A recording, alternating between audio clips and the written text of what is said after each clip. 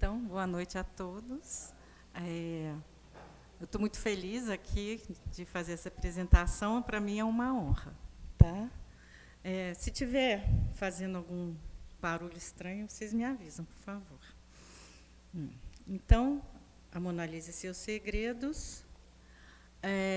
Seria, para mim, claro, essa é uma tese que eu vou trazer, tá?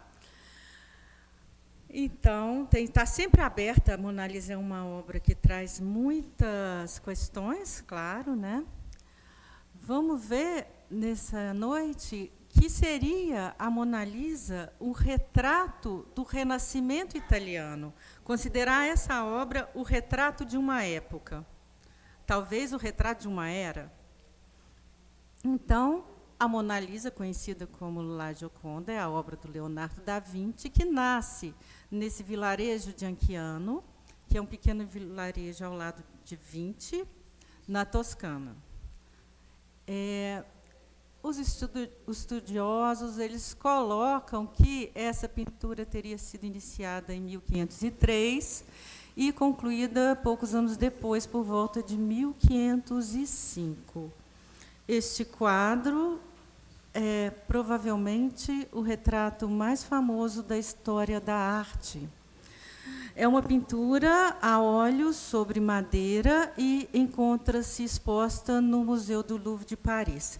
Só aí já temos controvérsias e coisas a falar, só nesse quadro, tá? Porque tem uma outra Mona Lisa que está em Londres, que seria essa a Mona Lisa pintada em 1503, e a Mona Lisa que estamos trazendo hoje seria uma Mona Lisa começada muito tempo depois, tá? Não vou nem passar por esse assunto hoje.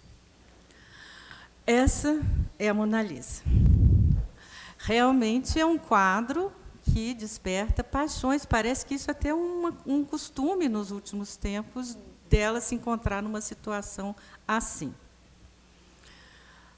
O quadro é um quadro pequeno, 70 por 50, mais ou menos. E vamos, então, falar sobre essa imagem familiar, mas com muitos mistérios por trás dela.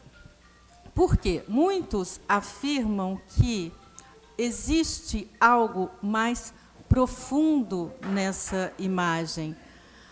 Haveria mesmo uma mensagem oculta sob as camadas de tinta. Então, eu vou basear o que eu vou falar hoje nessa tese da professora Laura Palma, que ela trata desse assunto, mas eu acrescentei algumas coisas, então não é tudo exatamente a tese da Laura, tá? E ela estuda o que exatamente estaria escondido e por que pintores do Quattrocento esconderiam algo sob as pinturas, né? Ou os artistas em geral. Mas eles também, ao mesmo tempo que escondiam, eles revelavam simbolicamente em seus trabalhos. Vamos ver o que seria isso. O século XV é conhecido como a Renascença, o famoso Quattrocento italiano, tá? E a gente tem que pensar que isso está ligado à região da Toscana, na Itália. É uma região muito importante para esse movimento do pensamento e da arte. No século XV, então, em Florença, encontramos uma atmosfera intelectual vibrante, em que acaloradas discussões sobre a vida civil conviviam com intensos debates acerca da natureza da alma, acerca da natureza humana, acerca da salvação eterna. As discussões eram profundas. Participavam desses debates, então, toda a sociedade da Toscana, desde funcionários públicos, profissionais liberais, intelectuais e a própria nobreza florentina.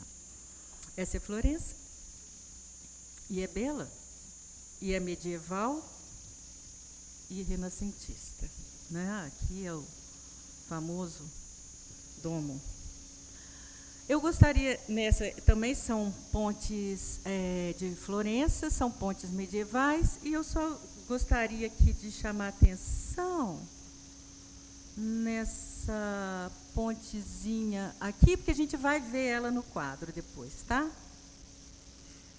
Uma ponte desse feitio. Na cidade de Florença, então, vamos encontrar filósofos peculiares, árabes, hebreus, aristotélicos, platonistas, poetas diversos, literatos, estudiosos de Petrarca e de Dante, que também são dois importantes autores toscanos, também são da Florença de Leonardo, né?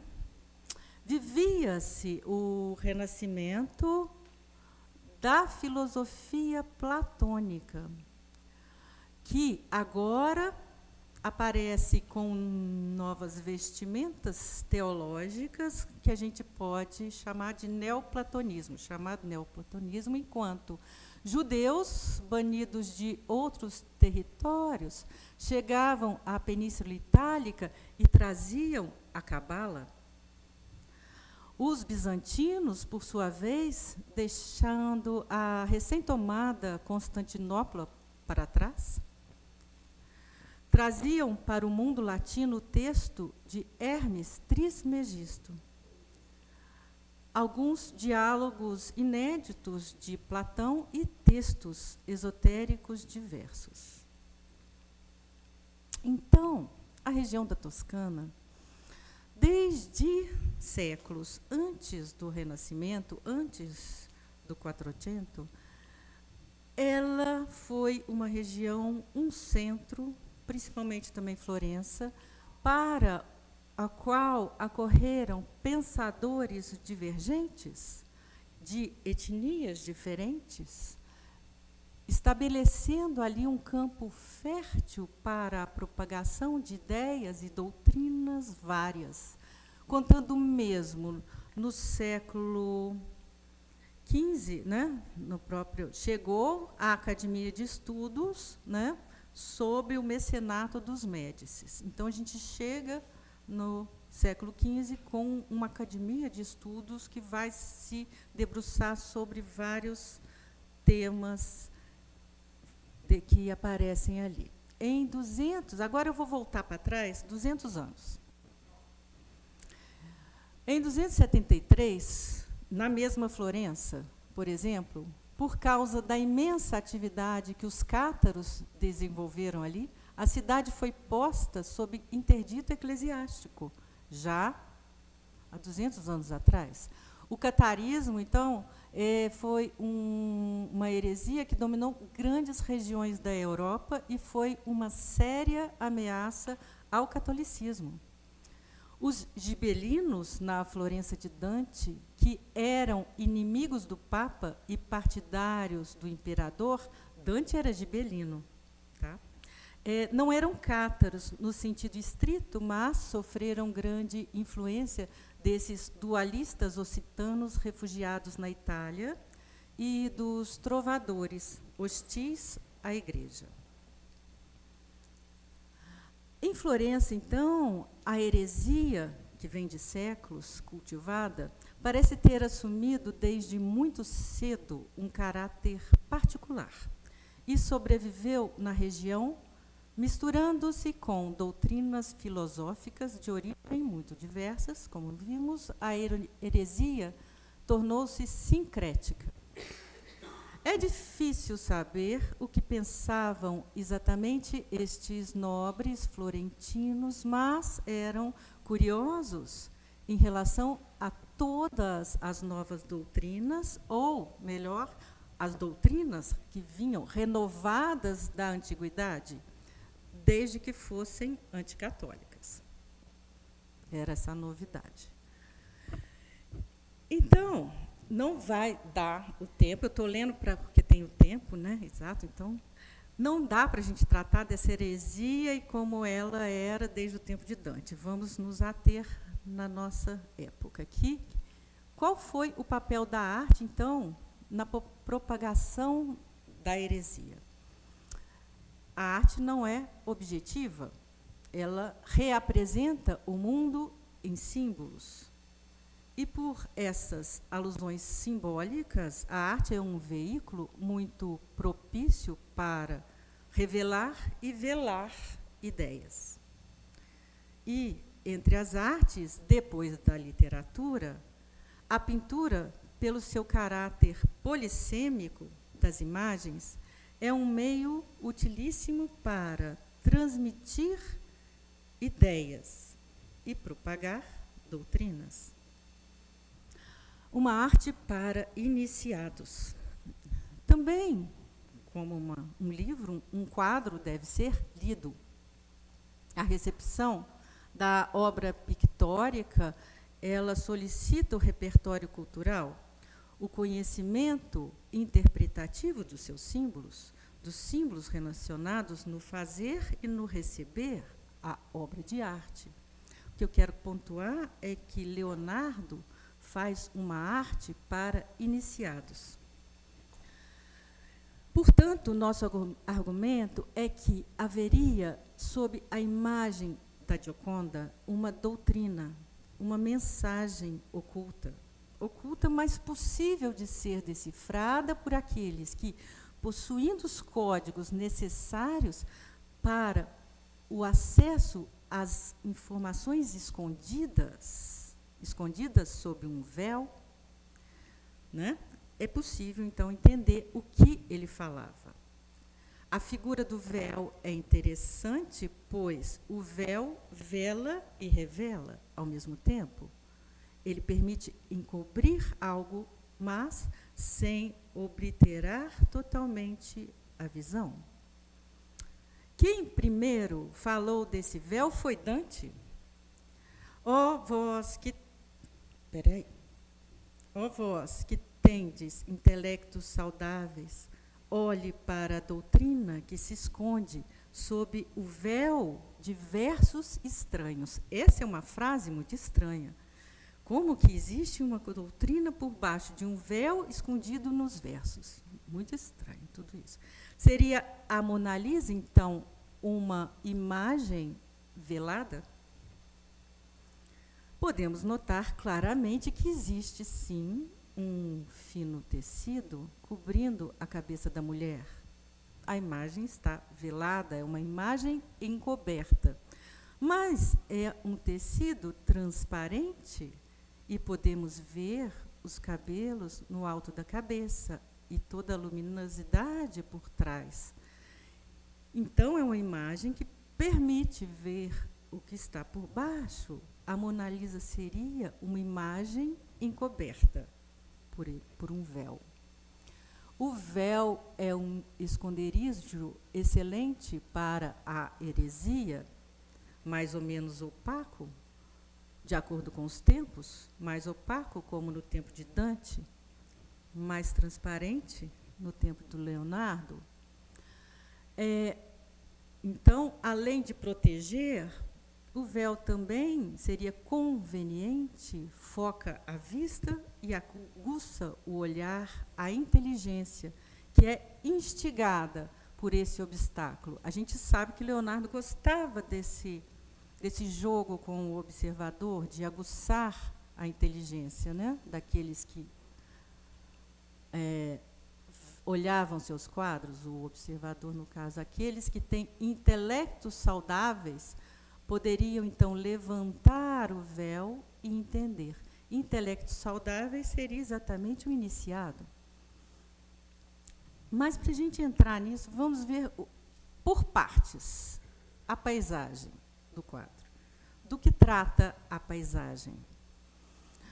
É uma imagem um tanto difusa, com uma homogeneidade cromática, mas na paisagem encontramos grandes contrastes. Leonardo utiliza a técnica do esfumato, produz uma pintura em que os contornos não são nítidos, tudo se funde.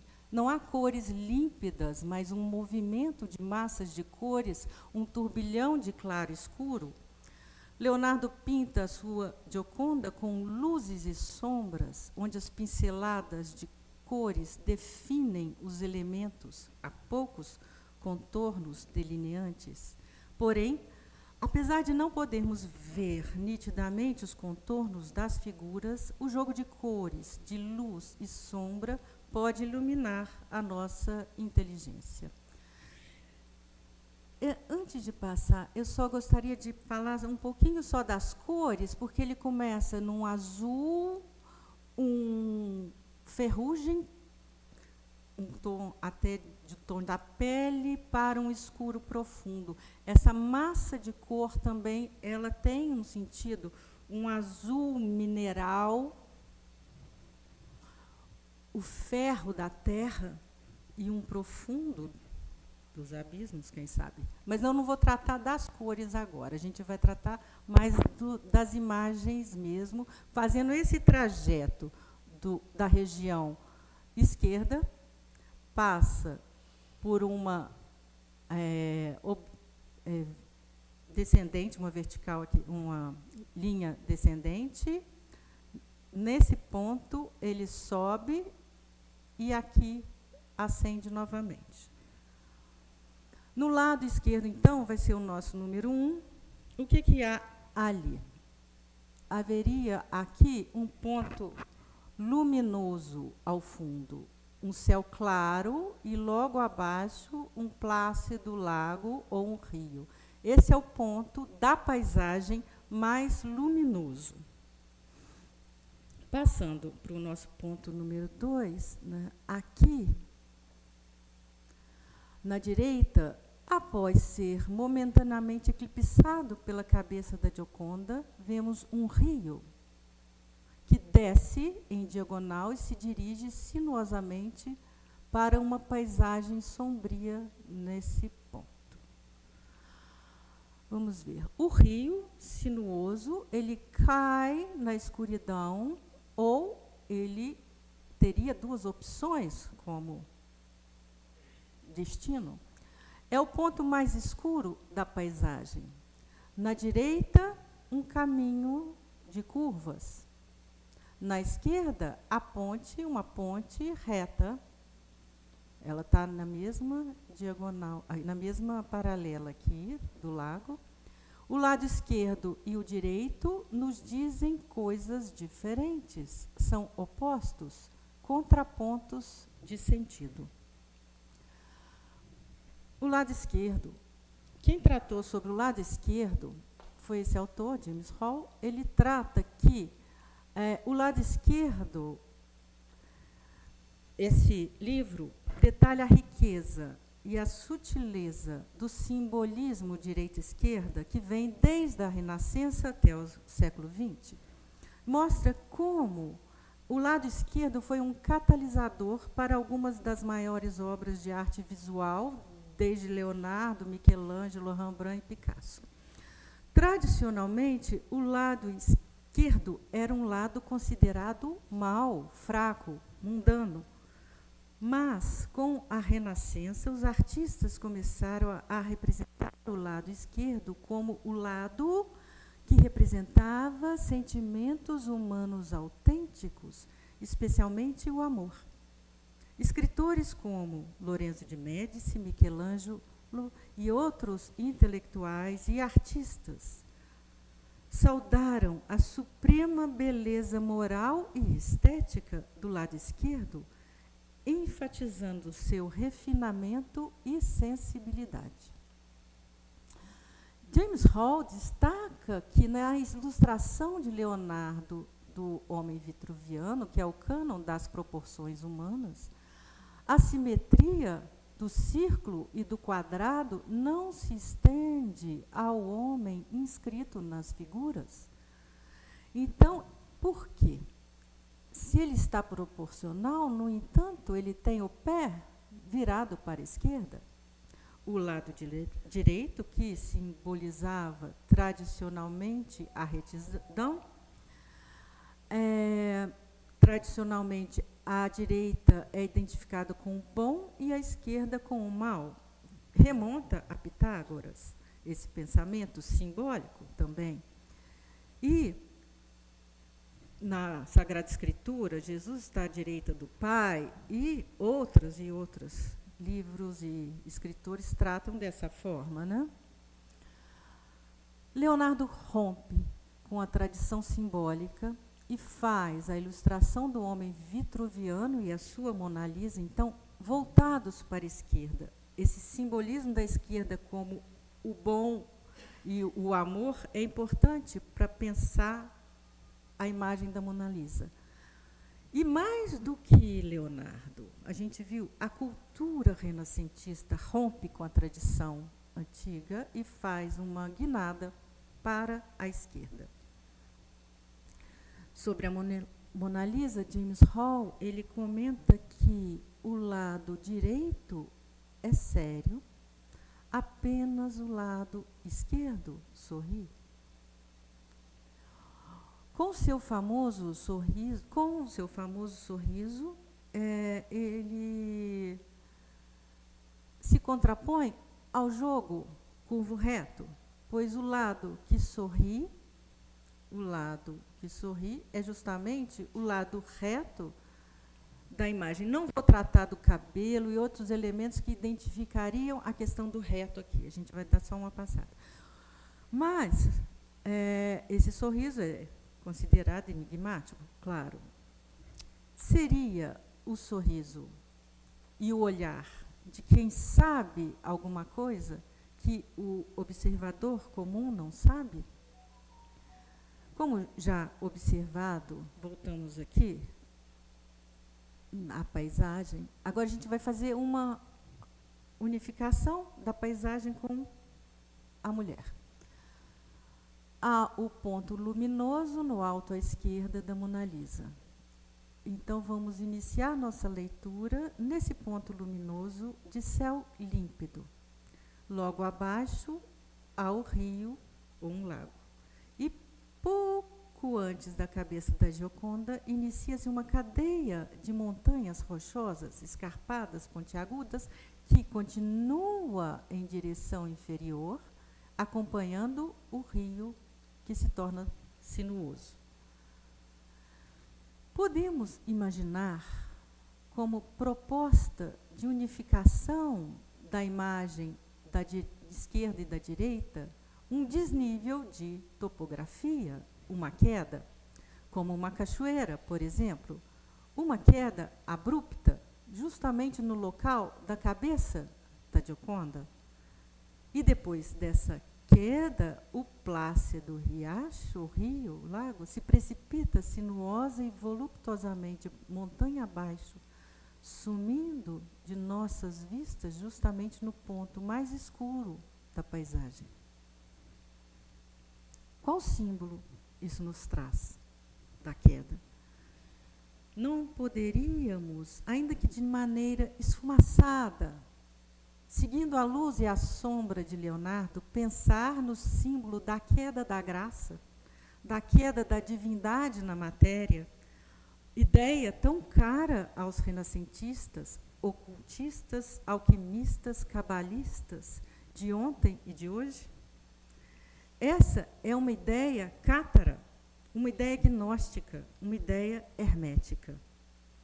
A luz sai do lugar de paz e harmonia e se precipita na sombra escura da matéria, aqui na paisagem. A água é o símbolo cristão da graça de Deus, uma simbologia muito utilizada nos séculos anteriores na arte. A rocha é símbolo da matéria bruta, inferior, mais distante como símbolo da representação das perfeições divinas. A rocha tem mais matéria, menos espírito. Com contraponto, os anjos têm mais espírito, menos matéria, estão mais próximos de Deus. O rio parte de uma zona luminosa para uma zona tenebrosa, de uma direção reta para um caminho tortuoso. O reto como símbolo do espiritual, o sinuoso como símbolo do material. E é no ponto mais negro que se inicia um caminho estreito, mas mais sinuoso ainda. Um caminho ainda entre montanhas escarpadas menores, que encontra seu percurso interrompido justamente pela imagem da sorridente senhora. A metáfora do caminho, como um itinerário espiritual, é uma imagem recorrente nos textos medievais e nas escrituras sagradas. Agora, o caminho, então, poderíamos considerar esse caminho de Leonardo como uma rota para escapar da escuridão da matéria? Poderíamos considerar o caminho como a metáfora do peregrino que busca aperfeiçoamento espiritual? Esse caminho de Leonardo não buscaria indicar por onde deve seguir aquele que busca retornar ao mundo da graça? O que vemos, então, do outro lado da Mona Lisa? Uma ponte. A ponte se opõe ao caminho. A ponte representa o que une regiões intransponíveis. A ponte serve ao homem para transpor abismos que sem ela não seria possível ao homem transpor por si mesmo. A ponte é representação, no quadro seria, né, a representação da via de ligação do transcendente ao imanente. Seria uma via transcendental. O caminho representa a rota imanente que o homem deve seguir em busca de elevação espiritual. Essas figuras representariam o percurso místico que o peregrino deve seguir para atravessar o rio da transcendência. Eu tentei botar, ficou uma ponte muito embaçadinha, mas seria a ponte, considerando que os renascentistas, formados na Escola de Florença, com Marcílio Fitino como professor, dificilmente reconheceriam Jesus, o Cristo de Deus, como caminho e ponte para a transcendência, dificilmente o reconheceriam como meio necessário para a elevação do homem a Deus. De que caminho e de que ponte trataria Leonardo nessa representação? Existe um sentido, então, místico, heterodoxo, fora da doutrina cristã, para a figura da ponte. A ponte não é Cristo, Jesus, mas Mercúrio, mensageiro entre a divindade e o homem, responsável pela ascensão da graça. Mercúrio é também o deus das ciências herméticas, do conhecimento oculto. Mercúrio, deus ponte, é o responsável pela ascensão do homem à divindade. O coração. Leonardo coloca em destaque o colo da Gioconda, onde se concentra o ponto mais luminoso da obra, de toda a obra, o ponto mais luminoso e central. É o centro geométrico do quadro, sendo o ponto que mais atrai a atenção. Temos também, como possibilidade de estudo aqui da obra, traçar dois eixos. À direita encontramos, então, no ponto, o caminho de terra sinuoso, que termina abruptamente no manto da mulher. À esquerda temos a ponte, que também sai do próprio manto. Encontramos, então, o caminho, a união que liga esses dois elementos, estabelece uma reta de direção ascendente, uma subida. A gente teve uma reta descendente, agora a gente vai subir. O centro do olhar e a curvatura do sorriso estão sobre o eixo vertical que intercepta exatamente o ponto mais luminoso desse caminho que liga dessa linha que liga o caminho e a ponte. Então, esse ponto luminoso seria essa luz, uma luz interior, a ligação entre o caminho e a ponte, a ligação entre o imanente e o transcendente, seria esse ponto de luz, a indicação do caminho de redenção? Seria esta a verdade que se esconde sob o véu? Seria esta a via redentora que não passa pela mente, que é representada como ponto da queda, como a cabeça, não é o racional, mas é o coração, é o centro da existência, é o coração, né? Em uma obra renascentista, agora é uma coisa super rápida, não dá para realmente pensar sobre isso muito tempo, mas é só para pontuar, se a gente vê um contemporâneo, o Botticelli, numa obra dele, A Primavera, temos uma indicação do caminho de redenção, que passa por esse amor eros, esse centro iluminado. Essa obra, que ela também traz aqui a questão mineral e tal, aqui tem eros. Eros aponta para a graça. Essa graça é a Cástitas. A Cástitas não está grávida, as outras figuras sim. E ela olha para Mercúrio, que com o seu caduceu pode abrir esse escuro, essa mata escura que eles estão, essa escuridão que todos se encontram. Esse quadro mais não dá para falar, vamos lá. Então, essa referência que parece que Leonardo trouxe sobre esse coração amor, esse coração intelecto, poderíamos reconhecer, então, aqui, como no quadro de Botticelli, Eros, que com sua flecha inflama a graça, a Cástitas, tentando-a no amor de Mercúrio, que é o deus das ciências ocultas e da morte também. Aqui é uma citação do Fritjof Schuon, que ele fala sobre o esoterismo como princípio e como caminho.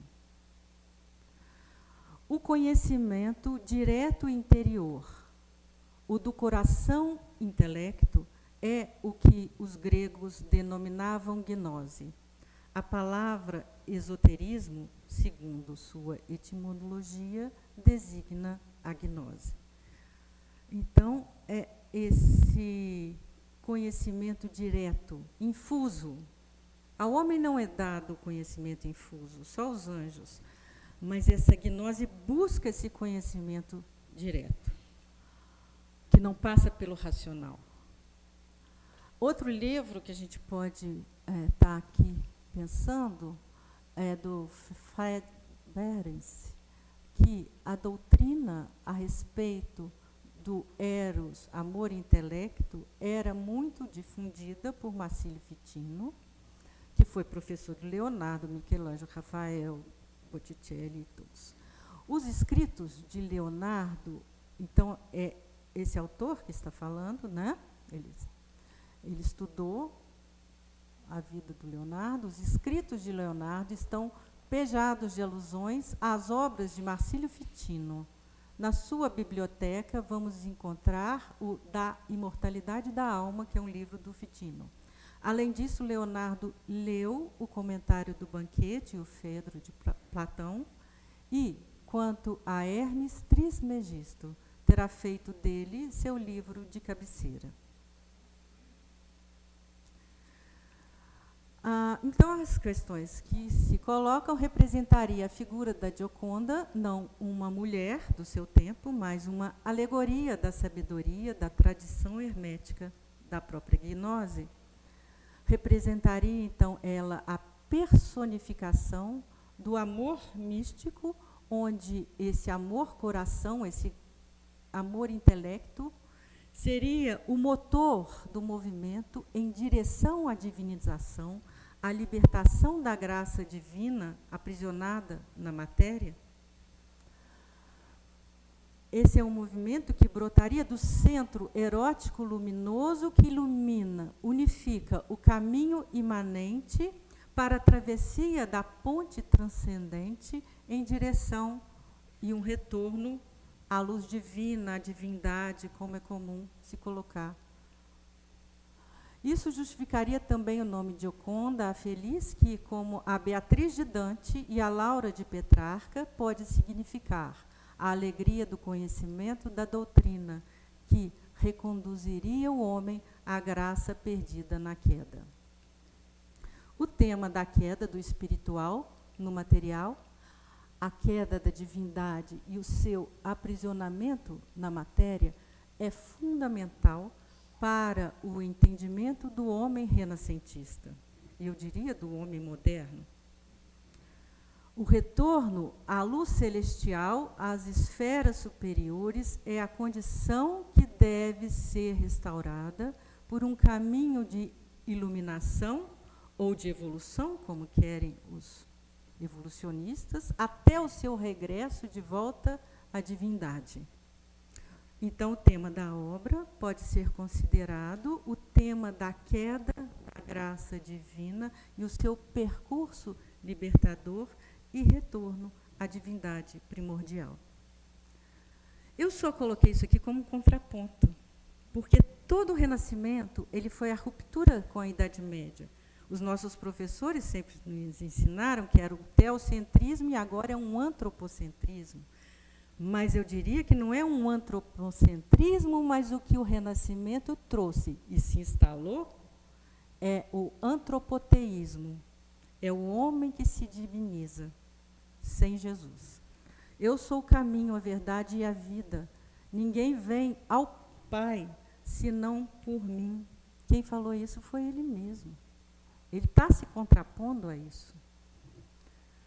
Jesus, o Cristo de Deus, não é uma doutrina, porque toda doutrina é também representação. Tudo isso é doutrina. Tudo é doutrina. Jesus é uma realidade, ele é uma pessoa. E o caminho é esse. Obrigada.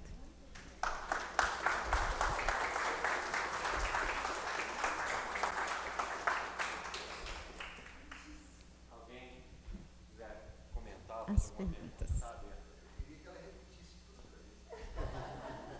A seu dispor.